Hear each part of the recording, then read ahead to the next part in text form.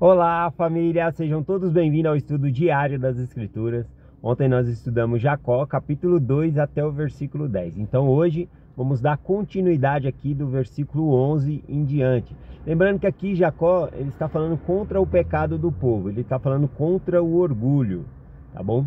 E sobre esse orgulho que nós vamos ler hoje aqui. Então a partir do versículo 11 ele diz o seguinte: portanto, devo dizer-vos a verdade, de acordo com a clareza da palavra de Deus. Pois eis que tenho eu inquirido ao Senhor. E assim me veio a palavra dizendo: Jacó, vai ao templo amanhã e declara a este povo a palavra que te darei. Ou seja, ele busca ao Senhor para saber o que ele deve falar, e o Senhor se manifesta a ele ali as palavras que ele deve falar. E ele vai falar sobre o orgulho, né? Sobre a questão dele estar buscando só a riqueza, só as coisas desse mundo. Versículo 12. Agora eis que, meus irmãos, esta é a palavra que vos declaro, que muitos de vós haveis começado a procurar ouro, prata e toda a espécie de minerais preciosos que se encontram em abundância nessa terra, que é uma terra de promissão para vós e para vossos descendentes. Então repara que ele fala que é muitos de vós, não é 100% do povo que estava buscando somente a riqueza, tá bom?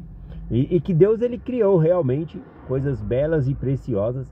Nós podemos fazer o uso dessas coisas, buscar, né? Não é problema buscar essas coisas. O problema é se você só busca as coisas de Deus. Ao contrário, né? Se você não busca as coisas de Deus, você só busca as riquezas deste mundo. É o que Jacó vem mostrando aqui, né? Então ele aponta o problema, não é ter coisas preciosas, ele aponta o problema aqui no versículo 13, tá bom? Ele diz aqui, ó: mas a mão da providência favoreceu-vos muito agradavelmente, ou seja, Deus favoreceu vocês, deu bênção a vocês, de modo que obtiveste muitas riquezas, e porque alguns de vós obtiveste mais em abundância do que vossos irmãos, enchesse o coração de orgulho, e ainda com uma dura cerviz e a cabeça levantada, devido aos vossos custosos trajes, persegui aos vossos irmãos, porque supondes que sois melhores do que eles. Ou seja, porque eles alcançaram um poder aquisitivo maior, mais dinheiro, mais riqueza, eles começaram a achar que eram melhor do que seus irmãos, né? Então a gente vê esse tipo de problema aqui. Então a pessoa empreende muito tempo, recurso, atenção para buscar somente as coisas de riqueza ali. Versículo 14 ele diz assim: e agora, meus irmãos, supondes que Deus vos justifica nisso? Eis que vos digo não. Ele, porém, condena-vos. E se persististe nessas coisas, os seus julgamentos recairão rapidamente sobre vós. Se ele vos mostrasse que ele pode transpassar, e que com um relance do seu olhar pode lançar-vos ao pó. Aqui fala essa parte dizendo que Deus ele pode transpassar, né? O Deus ele sabe tudo, não tem como a gente fazer algo que Deus ele não saiba. Deus está vendo todas as coisas. Então ele fala: olha, se vocês soubessem que Deus está vendo, ou seja, que ele pode transpassar vocês, ele sabe a intenção do coração de vocês para obter riqueza, e o que vocês têm feito acreditando que é melhor do que os seus irmãos, né? Então aqui também ele usa a expressão, né, que o Senhor pode lançar-nos ao pó. Nós viemos do pó da terra, né? Então aqui pode significar que nós podemos morrer e não vamos levar nada dessa terra conosco, né? Essas riquezas. Ou também lançar ao pó também significa humilhação. A gente pode ter muitos bens materiais, mas tudo isso, em um piscar de olhos, pode desaparecer, né? Deus pode tirar da pessoa, né, esses bens materiais.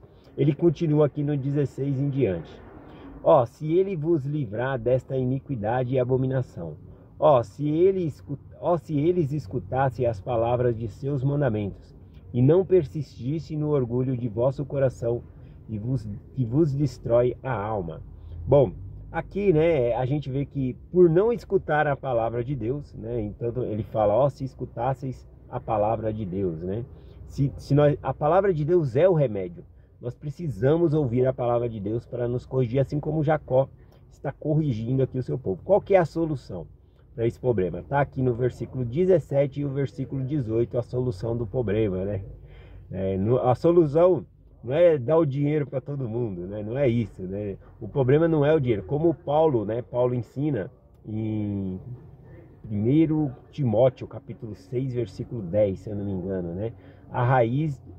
O amor ao dinheiro é a raiz de todos os males. Então o problema não é o dinheiro, é o amor ao dinheiro, né? Então aqui no versículo 17 e o 18, ele fala qual é a solução aqui para nós, né? Ele diz assim: pensai em vossos irmãos como os vós mesmos, sede amáveis para com todos e liberais com os vossos bens, que vossos irmãos sejam ricos como vós, né? Então eu tenho que querer que meu irmão seja tão rico como eu. Não é acumular riqueza para mim ser melhor do que meu irmão, mas eu devo ajudar o meu irmão a se tornar rico como eu. Então aqui mostra que o problema não é o dinheiro. Versículo 18, então ele diz: mas antes de buscar riqueza, buscai o reino de Deus. Então existe uma ordem, uma ordem nas coisas. Primeiramente buscar a Deus, né? O reino de Deus, e depois as outras coisas vão ser acrescentadas. Isso é dito lá em Mateus 6:33. Mas buscai primeiro o reino de Deus e a justiça, e todas essas coisas vos serão acrescentadas. E eu faço parte do reino de Deus. Então quando o reino de Deus prospera, eu estou prosperando a mim também. É interessante. Então eu não posso só conversar com as pessoas querendo coisas das pessoas, ou orar a Deus só querendo coisas de Deus, tá bom? Eu devo ver o que eu posso fazer para benefício de Deus. Ele quer que eu abençoe os filhos deles. Essa é a intenção aqui. Bom, então eu vou finalizar aqui com uma promessa no versículo 19, tá bom? O último versículo que eu vou ler aqui de Jacó hoje, Jacó capítulo 2, versículo 19. Ele faz a promessa, então, para aqueles que têm riqueza e procuram ajudar os outros aqui, ó. E depois de haverdes obtido uma esperança em Cristo, conseguireis riquezas, se a procurardes, e a procurar-o-eis, com o fito de praticar o bem, de vestir os nus, alimentar os famintos, libertar os cativos, conforme as doenças e aflitos. Então, qual que é a intenção do nosso coração em conseguir riquezas, em conseguir dinheiro? Será que é abençoar a vida de outras pessoas? Nós temos nossas necessidades também: roupa, alimentação, lazer, mas a gente não pode viver só nessas coisas. Então o problema não é cuidar da higiene, essas coisas. Nós precisamos, né, de tempo e atenção, recursos para essas coisas, mas o problema aqui é quando nós só damos atenção ao dinheiro, como Paulo fala, né? O amor ao dinheiro é o mal de tudo ali, tá? Tem um áudio aqui num grupo que eu ouvi, de uma irmã chamada Josi. Deixa eu colocar aqui, ela comenta esse versículo aqui. Deixa eu pegar aqui para nós ouvir rapidinho o comentário dela aqui, rapidinho. Vamos lá. Procurar essa riqueza, né? Mas observem o que ele fala. Qual é aqui ele deixa muito claro o propósito dessa riqueza. Ele fala, né? Se as procurardes, e procurá-las eis com o fito de praticar o bem. Então, porque eu quero ser rico, né? O Senhor, ele deseja que sejamos prósperos, mas por quê? Qual é o propósito? De praticar o bem. E aí ele completa, né? Se por alguma razão alguém não sabe como praticar o bem com essa riqueza, ele diz, né? Vestir os nus, alimentar os famintos, libertar os cativos, confortar os doentes e aflitos. Então eu fiquei ponderando a respeito disso. E novamente Jacó, ele nos ensina, né, assim como ele ensinou aquele povo, de que as coisas desse mundo, né, se a gente só trabalha para as coisas desse mundo, né, nós somos pobres, né, porque a verdadeira riqueza não está nas coisas desse mundo, né, mas está nas coisas, né, nessa esperança em Cristo, nas coisas do que está reservado para nós. Então eu gostaria de compartilhar com vocês. Esse foi o meu estudo, o que eu aprendi, né, o que me trouxe essa ponderação, e eu quis compartilhar com vocês. Então, eu gostei demais do comentário da irmã Josi aqui. Eu nem pedi permissão para ela, vou mandar mensagem para ela para falar que eu vou usar o áudio dela nessa mensagem aqui, né? Que primeiro eu gravo, agora que eu vou pedir a permissão. Bom, enfim, vou finalizar aqui com Mateus capítulo 19, as palavras do nosso Salvador. O que está acontecendo aqui? Um jovem chega até Jesus Cristo e diz, né? O que hei de fazer para conseguir a vida eterna? Diz que na escritura menciona que esse jovem, ele era um jovem rico. E aí Jesus Cristo disse, sabe os mandamentos, né? Honra o teu pai e a tua mãe, né? Guarda os mandamentos, faz isso e te irá bem. E aí o jovem, né, pegou e falou, tudo isso eu já faço desde da meninice, né? Desde pequeno. O que mais, né? O que eu devo fazer ainda? E aí o Senhor lança o desafio para ele, né? Vai e vende tudo quanto tem, né? Dá aos pobres. O Senhor não pediu para ele, dá aos pobres, vem e me segue. E aí aquele jovem saiu desanimado, triste, né? Porque o coração dele estava só nas riquezas ali. Então esse era o problema dele. Mas depois que o jovem sai, Jesus Cristo ele conversa com os apóstolos, né? Então vamos ler essa conversa aqui um pouquinho. Mateus 19, 23. E disse então Jesus aos seus discípulos: em verdade vos digo que dificilmente entrará um rico no reino dos céus. E outra vez vos digo que é mais fácil passar um camelo pelo fundo de uma agulha do que entrar um rico no reino de Deus. Essa escritura, né, tem várias interpretações, né? É mais fácil passar um camelo no fundo de uma agulha do que um rico entrar no reino do céu. O Senhor não falou que é difícil, ele falou que dificilmente, né? Então não é essa agulha de crochê que nós temos aí, né? De costurar, não é esse tipo de agulha, né? Os beduínos que vivem no deserto tem uma tenda pontiaguda, né? E é chamada ponta de agulha, essa tenda. E o camelo, ele entra ali, né, para descansar da tempestade de areia, tudo.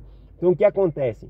Para que o camelo consiga entrar, ele tem que se abaixar primeiramente, que a porta não é tão alta, né? Ele tem que se abaixar e vai se arrastando com o joelho. E ele não pode estar carregando a carga dele. Então tem que tirar a carga dele. Então, um rico entrar no reino do céu, ele tem que se despojar da riqueza dele. O coração da riqueza. Esse que é o sentido da escritura. Tá bom? E aqui então, Jesus Cristo continua, né, falando aqui. E os seus discípulos ouviram isso, admiraram-se muito, dizendo: quem poderá, pois, salvar-se? Jesus, olhando para eles, disse: aos homens isso é impossível, mas a Deus tudo é possível. Claro que para o homem é impossível, o homem não pode salvar-se a si mesmo. Ele pode doar tudo que tem, a gente é salvo pela expiação de Jesus Cristo. Então para o homem é impossível isso. Continuando aqui, Pedro então, tomando a palavra, disse: e nós que deixamos o tudo e seguimos, qual vai ser o nosso galardão, a nossa recompensa?